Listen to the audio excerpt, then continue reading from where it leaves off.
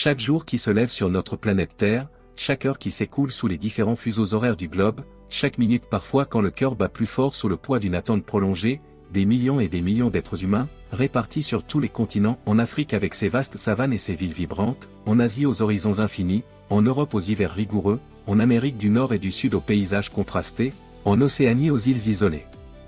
Tournent leur regard intérieur, leur esprit et souvent leurs lèvres vers le ciel. Dans les déserts arides, au milieu des forêts denses, sur les plages balayées par les vents, dans les montagnes enneigées ou au cœur des plaines fertiles, des voix s'élèvent dans une symphonie de langues et d'accents divers.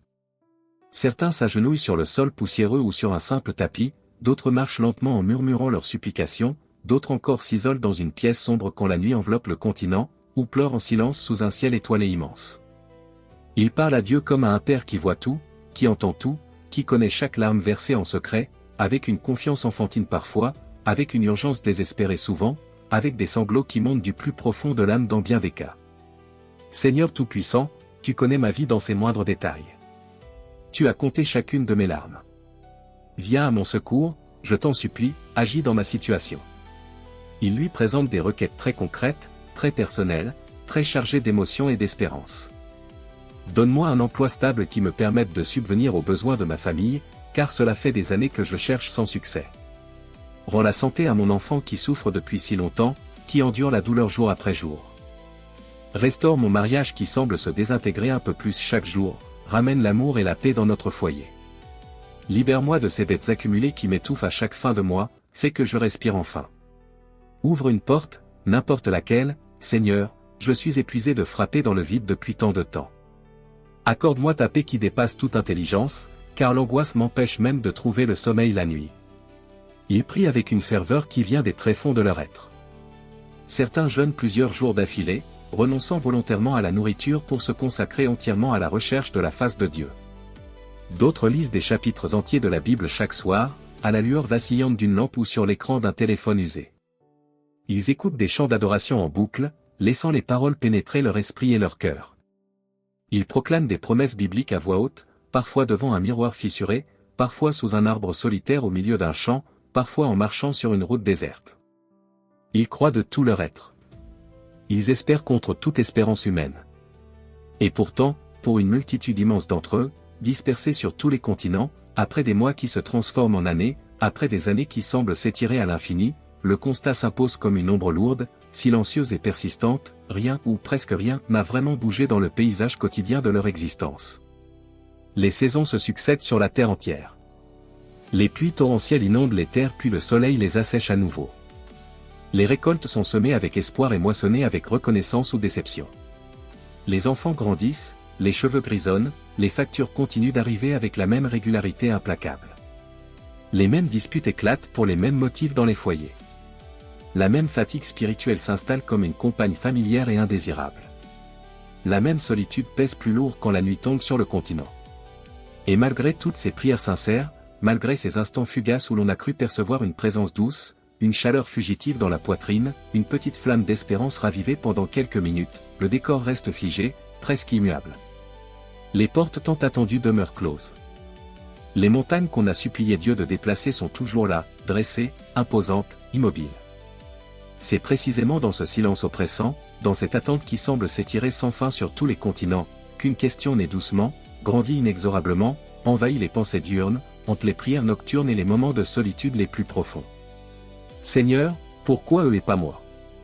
Pourquoi, à travers le monde entier, vois-je des témoignages qui font déborder les cœurs de joie et de reconnaissance? Dieu a effacé ma dette immense en un instant, mon conjoint est revenu après des années d'absence complète, j'ai été guéri d'une maladie déclarée incurable par les médecins, j'ai reçu une promotion inattendue qui a transformé ma vie, alors que moi, malgré tout ce que je lui offre, mes larmes les plus sincères, mes jeûnes les plus rigoureux, mes déclarations de foi répétées, je reste là, coincé au même endroit, comme si le temps avait suspendu son cours uniquement pour moi. Est-ce que je prie mal sans le savoir? Est-ce que ma foi est insuffisante malgré mes efforts? Est-ce que tu m'as mis de côté sans me le dire? Est-ce que je suis oublié au milieu de milliards d'âmes qui crient vers toi? Cette question n'est pas rare ni exceptionnelle. Elle n'est pas limitée à une poignée d'âmes particulièrement sensibles ou découragées. Elle traverse le cœur de très nombreux enfants de Dieu sur tous les continents, des pasteurs qui prêchent avec feu mais luttent en privé, des anciens respectés qui portent des fardeaux cachés, des mamans qui élèvent leurs enfants seuls avec courage, des jeunes en quête de vocation et de sens, des personnes âgées qui se demandent pourquoi leurs derniers jours sont si pesants. On l'attait souvent lors des rassemblements dominicaux où tout le monde sourit, lève les mains et chante « Dieu est bon », mais elle est là, tapie dans beaucoup de cœurs, murmurée dans le secret. Dans la foi chrétienne, on proclame avec raison et avec passion les merveilles que Dieu accomplit, sa faveur qui fait tomber des murailles comme à Jéricho, sa provision qui arrive au moment le plus inattendu et le plus précis, sa guérison qui défie les diagnostics médicaux les plus pessimistes, sa restauration qui recolle des familles brisées au-delà de tout espoir humain, sa promotion qui élève ceux que le monde avait relégués aux oubliettes. On prêche ces vérités avec feu. On les chante avec des larmes de reconnaissance profonde. On les partage sur les réseaux sociaux avec des émojis de feu et de cœur. Mais on parle beaucoup moins, et parfois on évite même le sujet par crainte de blesser ou de décourager les âmes fragiles, des obstacles invisibles qui peuvent freiner, retarder ou bloquer temporairement la manifestation visible et tangible de ces bénédictions tant désirées, les blocages intérieurs, les attitudes enracinées depuis l'enfance, les blessures non guéries qui saignent encore, les peurs inconscientes qui paralysent, les habitudes confortables qui résistent au changement divin. Aujourd'hui, avec une infinie tendresse, sans le moindre esprit de jugement ni de condamnation, mais avec un seul désir ardent et sincère, t'aider à voir plus clair, à comprendre plus profondément, pour que tu puisses avancer plus loin et plus librement sur ton chemin personnel avec Dieu, prenons le temps, vraiment beaucoup de temps, lentement, point par point, avec douceur et profondeur, d'explorer ensemble 5 erreurs très courantes que presque tous les croyants commettent à un moment ou un autre de leur marche, souvent sans s'en rendre pleinement compte. Ces erreurs ne prouvent pas que Dieu t'a rejeté. Elles ne rendent pas tes prières vaines ou inefficaces. Elles indiquent simplement qu'il y a parfois des ajustements du cœur, des nettoyages intérieurs nécessaires, des changements d'attitude qui doivent précéder la percée visible et extérieure. 1. Supplier avec ardeur pour des changements extérieurs spectaculaires sans être vraiment prêt à laisser Dieu opérer une transformation profonde, radicale et durable à l'intérieur de soi. C'est sans doute l'erreur la plus répandue sur tous les continents, la plus subtile, la plus insidieuse et celle qui coûte le plus cher sur le long terme. Nous désirons, et nous demandons avec une passion brûlante, que Dieu modifie rapidement notre environnement visible et tangible, un salaire plus élevé pour respirer financièrement sans angoisse constante, une maison stable au lieu d'un loyer qui semble ne jamais finir, un conjoint aimant et fidèle qui reste aux côtés, des enfants en bonne santé et respectueux, des relations familiales apaisées sans conflit permanent, une guérison physique complète et rapide qui mette fin à la souffrance. Nous prions pour ces choses avec ferveur, avec foi, avec des larmes qui coulent librement sur les joues. Mais quand le Saint-Esprit commence, d'abord par de légers murmures, puis par des convictions plus fermes, à pointer du doigt ce qui se passe au plus profond de notre être, notre colère qui explose pour un rien et blesse ceux qu'on aime, notre jalousie qui surgit quand un frère ou une sœur reçoit ce que nous attendons depuis si longtemps, notre paresse spirituelle quand il s'agit de se lever tôt pour chercher sa face dans la prière, notre tendance à critiquer les autres en secret tout temps. Paraissant pieux, notre difficulté à pardonner une offense vieille de 10, 15 ou 20 ans, notre orgueil qui refuse de s'humilier et de demander pardon, là, très souvent, nous freinons des 4 fers, nous résistons intérieurement, nous négocions avec Dieu, Seigneur, change ma situation extérieure, fais tomber ces obstacles visibles, mais ne touche pas trop à ma personnalité profonde. Ne me demande pas de devenir quelqu'un d'autre. Je veux la bénédiction maintenant, pas la métamorphose longue et parfois douloureuse. Pourtant, la parole de Dieu nous révèle un principe presque constant, répété à travers les âges. Les plus grandes interventions divines, les plus visibles, les plus glorieuses et durables sont presque toujours précédées d'un travail patient, parfois long et douloureux, sur le caractère, sur le cœur, sur les motivations les plus profondes. Regardons Moïse, après avoir grandi comme prince à la cour de Pharaon, habitué au pouvoir et au confort, il passe 40 longues années dans le désert à garder des brebis, un labeur ingrat, monotone, humiliant pour un homme de son rang. Ce temps n'était pas une punition arbitraire ni une perte inutile, c'était une école de brisement divin. Dieu devait casser son orgueil, son impulsivité, son esprit d'indépendance. Comme le dit Acte 7, 30-34, 40 ans s'étant écoulés, un ange lui apparut dans le désert. Ce n'est qu'après cette longue préparation intérieure que Moïse, à 80 ans, est devenu capable de conduire un peuple entier hors d'Égypte. Regardons Joseph, vendu par ses propres frères, réduit en esclavage, accusé injustement, jeté en prison, 13 années où Dieu a forgé en lui l'intégrité absolue, la fidélité dans l'épreuve, la capacité extraordinaire à pardonner, Genèse 37-41. Et la Bible nous exhorte clairement, ne vous conformez pas au siècle présent, mais soyez transformés par le renouvellement de l'intelligence, afin que vous discerniez quelle est la volonté de Dieu, ce qui est bon, agréable et parfait. Romains 12h2. La transformation intérieure n'est pas une option, elle est la fondation sur laquelle reposent les bénédictions durables. 2. Se comparer sans cesse aux autres et laisser cette comparaison empoisonner notre paix, voler notre joie et éroder notre confiance en Dieu. À l'ère où les écrans connectent instantanément tous les continents, cette erreur est devenue presque instinctive et universelle. On ouvre une application et on voit défiler des témoignages, gloire à Dieu. Ma dette a été annulée hier, mon mariage est restauré après des années de séparation, j'ai reçu une voiture neuve sans même la demander. Et le cœur commence un calcul douloureux et destructeur, pourquoi pas moi? Qu'est-ce que j'ai de moins qu'eux? Suis-je moins aimé de Dieu? Moins pieux malgré mes efforts? Moins digne?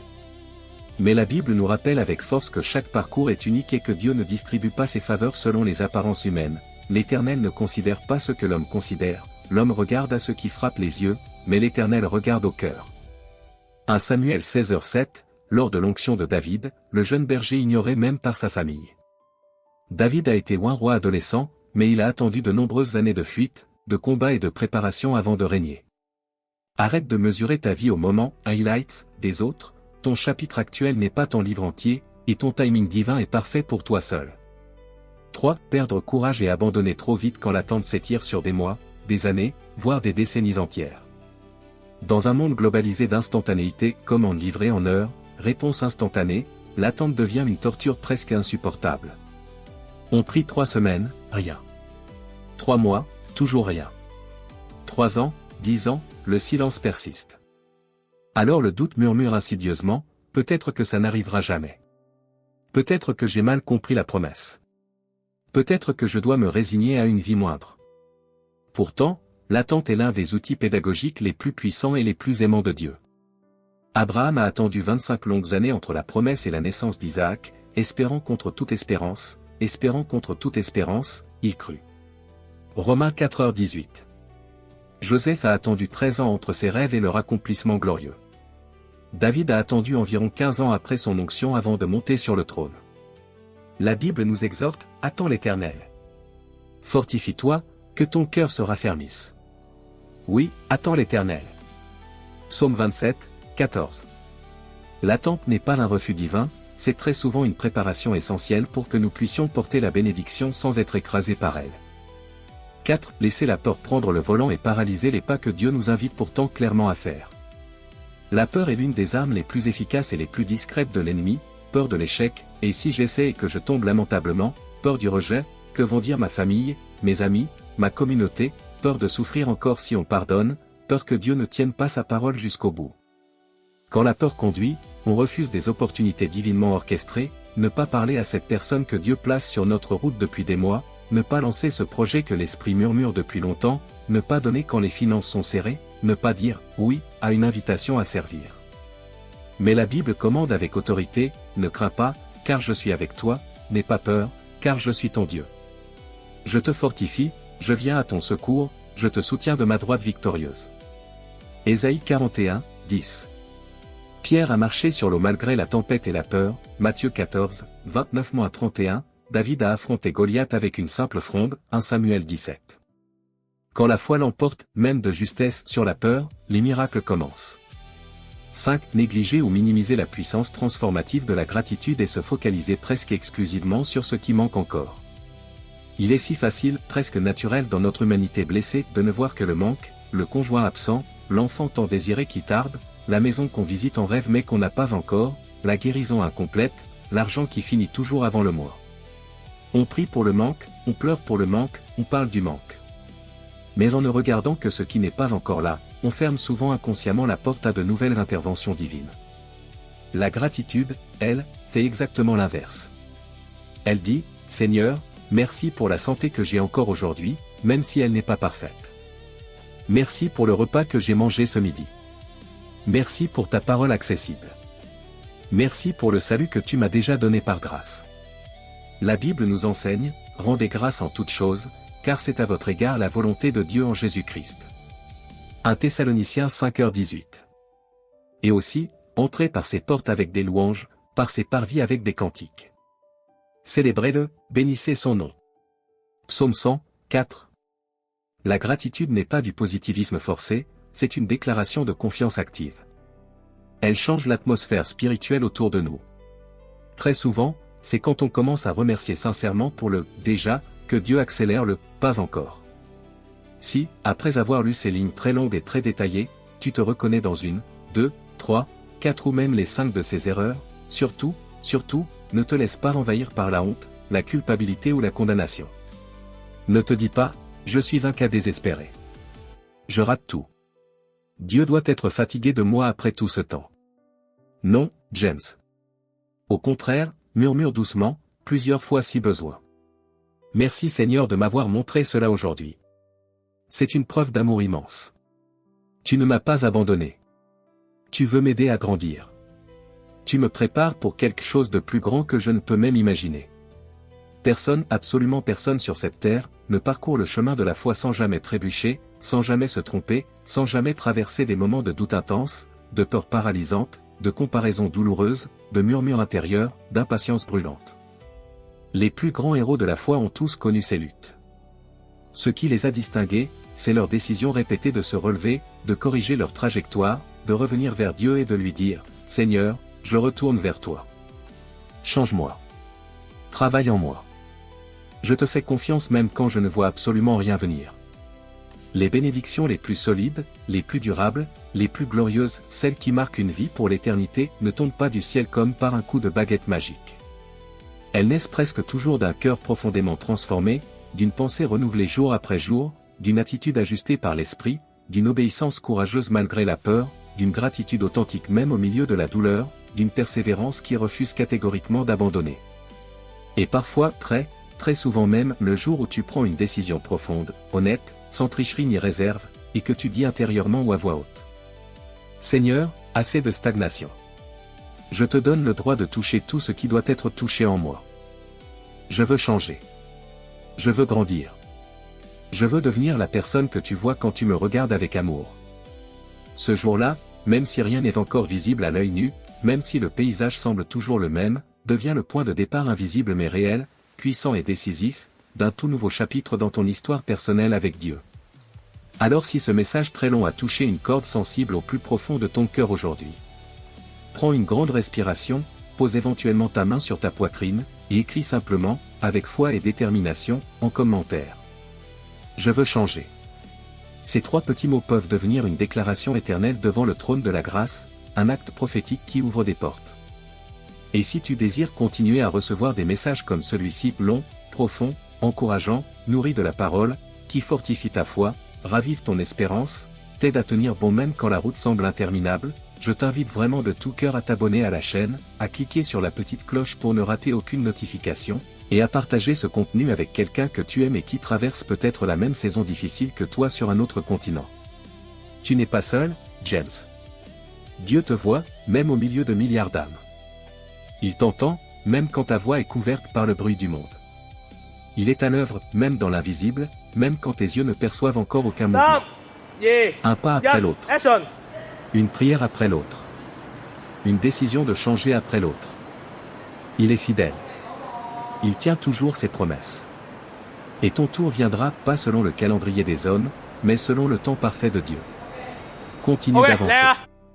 Je crois en toi, et surtout, il croit en toi infiniment plus.